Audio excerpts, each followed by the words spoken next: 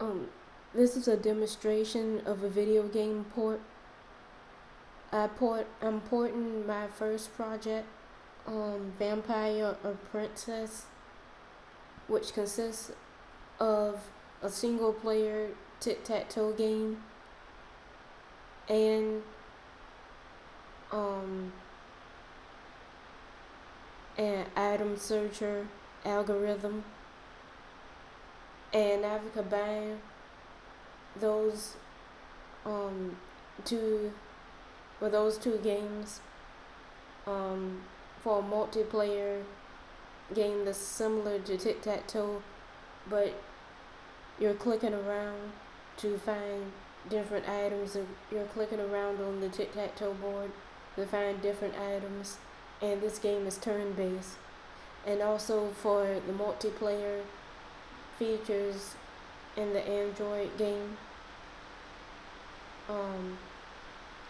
the Android game used a backend called Scale Drone for the multiplayer client communication, and that was pretty hard to configure because every time I tried client communication, it always crashed on, on one device or another, and I kept having to find a solution that didn't crash.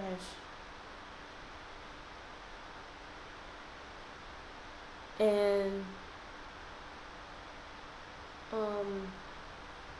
with Unity, it's a bit easy. It's kind of easier to do multiplayer client communication, but not really, because I kept having to find solutions of how the server was going to communicate with the client as well, and that was kind of hard. And also, the board algorithm, the tic tac toe board algorithm, that was kind of hard to put together. So the first game was built in Android Studio with Java, and this is C#. And I also learned some things about Unity's multiplayer functionality.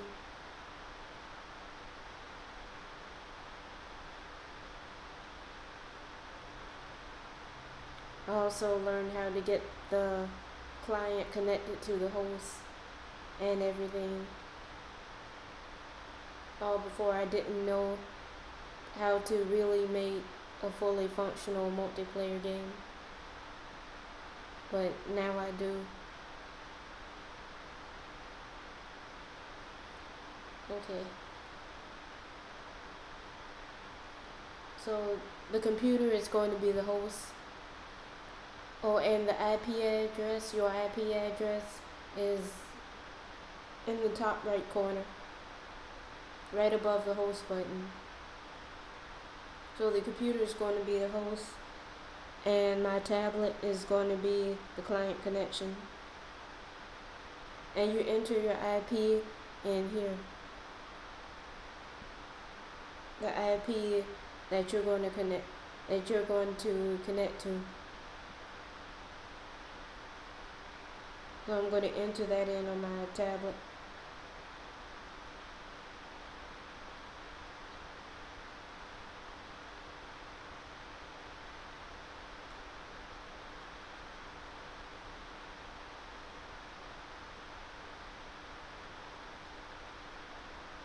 I'm connected. And the host talks to the client here. On the bottom text chat box that's under the panel where the item display is. That's where the host talks to the client. And in the top left corner is where the client talks to the host. Okay, now it's player two's turn, and a cape was found. Now it's player one's turn. Didn't find anything.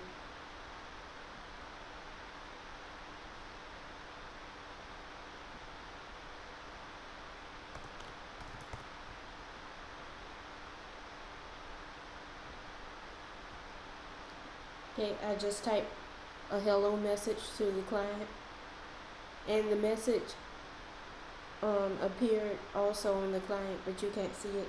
Now I'm going to type, because it's on my tablet, and now I'm going to type a message to the host from the client, and the client is the tablet.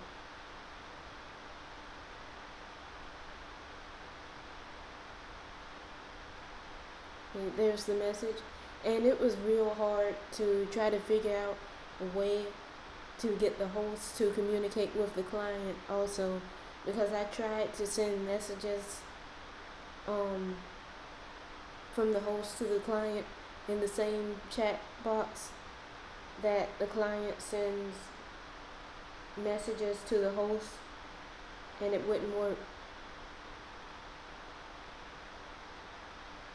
The messages were never sent to the client. They just showed up on the server's end. So it was real hard for me to figure that out.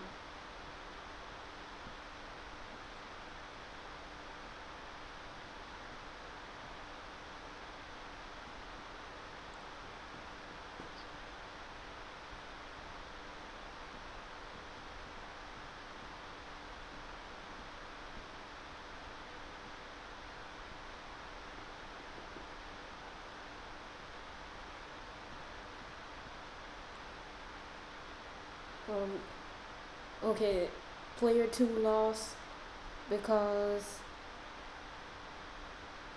they had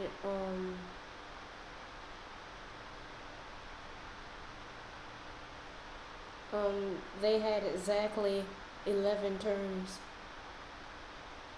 and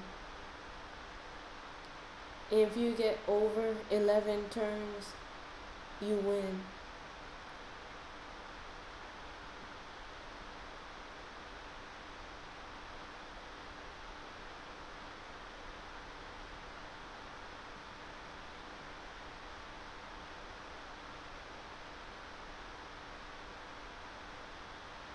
Now I'm going to show the code.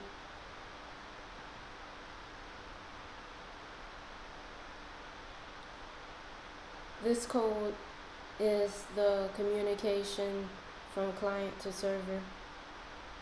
Okay, here's the message base that contains a string of messages, and here's the message type number,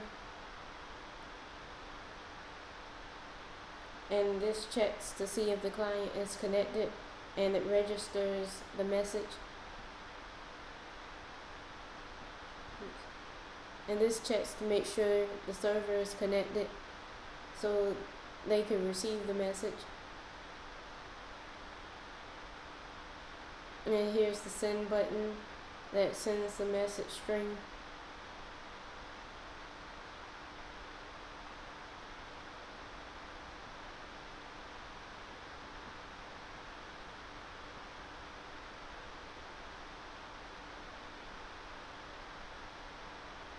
And this is so the server can read the message.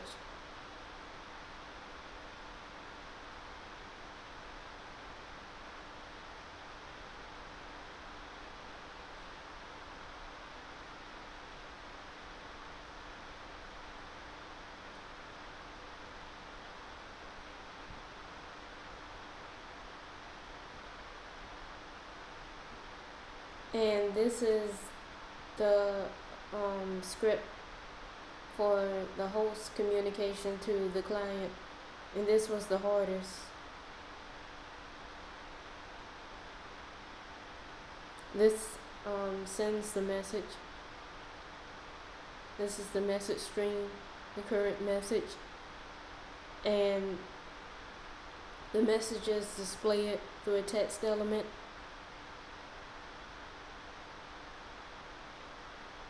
And it was also hard trying to figure out why I had a problem with recursion.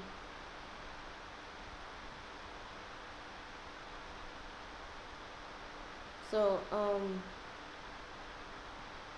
I did have a return.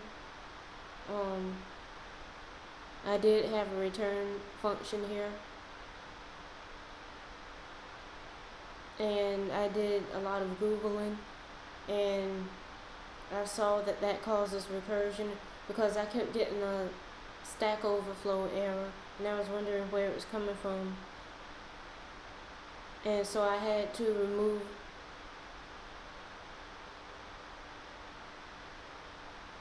Wait, no, it wasn't the return. The return is still here. The return was there.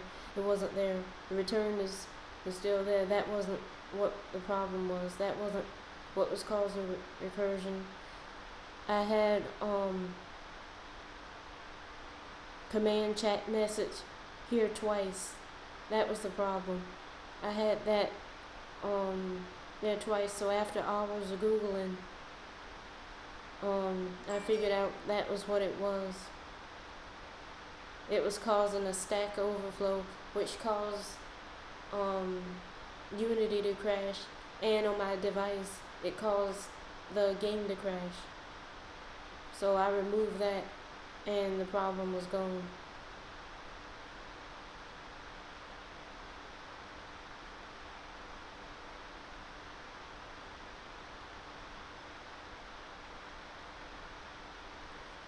And this sends the message on the server's end to the client.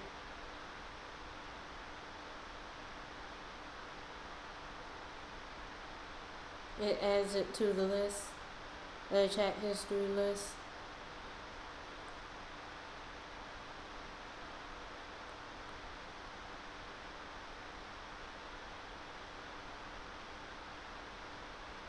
And I also had a problem with there I kept getting this error, failure to generate network code, because I had things in the wrong order. And I had commands on the server that should be on the client. And this is called from the client to the server. So the client can read the message that's sent from the server.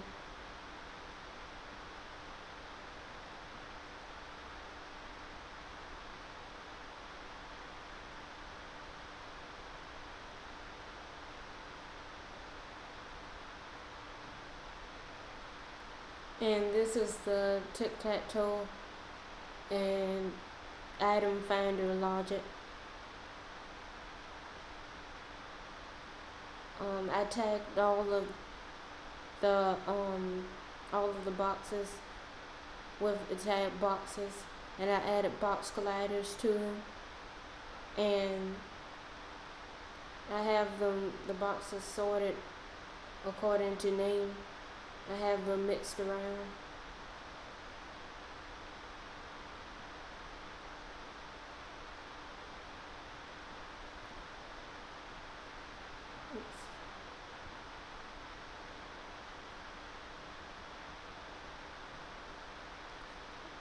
This reads from the text file that I have.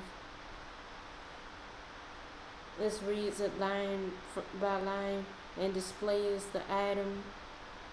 The item name is displayed through a text element. And this is the tic-tac-toe logic.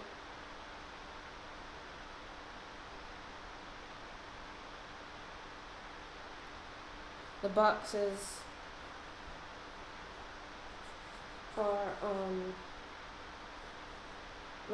are all named across. and the player clicks on them.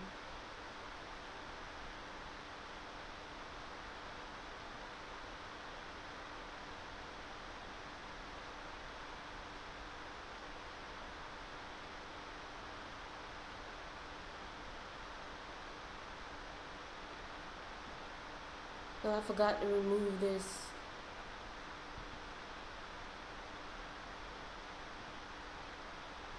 That's not needed anymore. On the update function, every time the player clicks on the X, on the cross, they find an item, and the item that they found is displayed here on the winner text, the text element. And this game is turn based, so on the turn text it displays which player turn it is, player 1 or player 2, and the score keeps track of how many turns each player has. If the player has over 11 turns, they win, and the count text displays that. And if the player has equal to 11 turns, the player loses.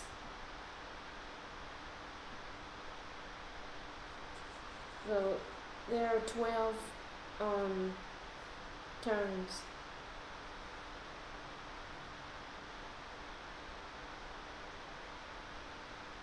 And it's the same for player 2.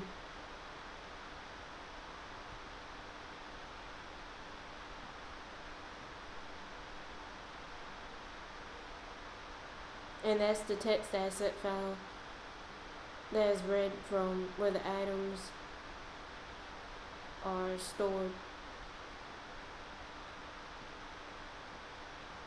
And the room script starts the network manager.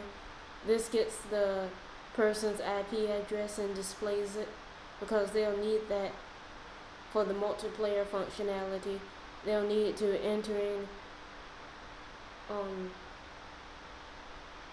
the host, the client will need to enter in the host IP address to connect to their game.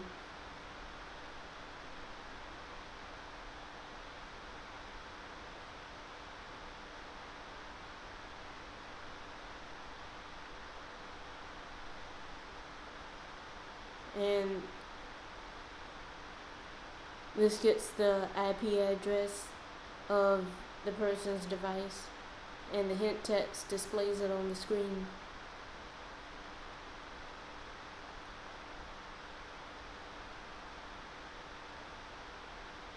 I forgot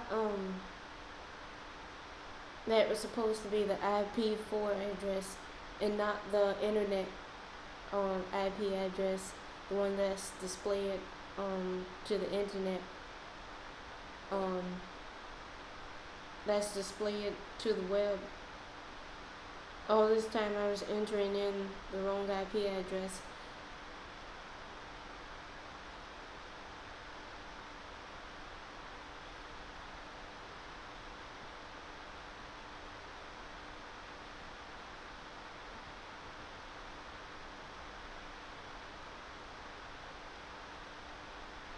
And this starts the host, and press the host button, and you press the connect button to join the game.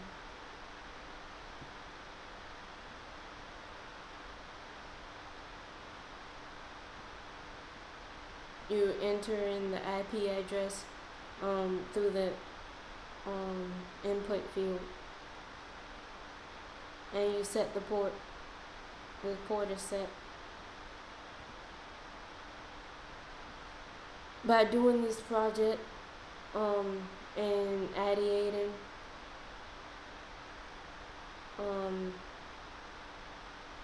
I gained like some insight on how to do my capstone, because my capstone is going to be a multiplayer. So now I know how to do certain functions, such as host client communication, and other multiplayer features.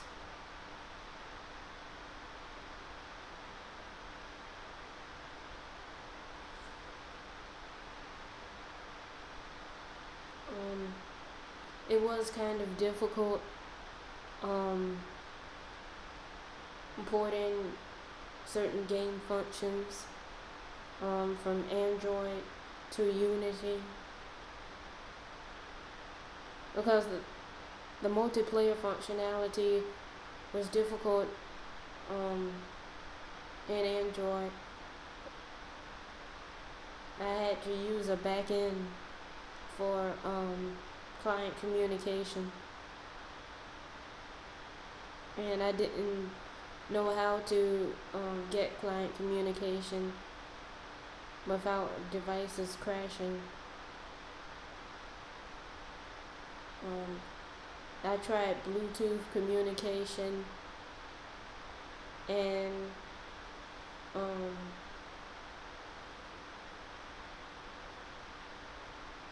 the Bluetooth communication crashed the devices. It'll work for a little bit then, but then the device crashed.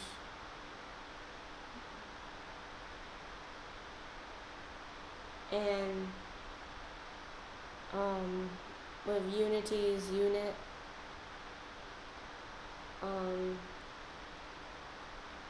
everything works okay. I'm able to do host client communication and client host communication. But I also I want to do the matchmaker where you can play globally, but you have to pay for that. So I don't want to do that anymore. I want to stick to the LAN multiplayer functionality.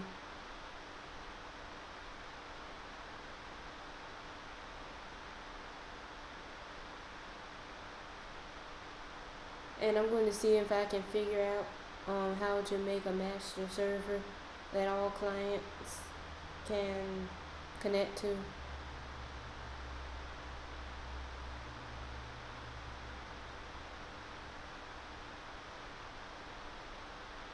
Thank you for watching.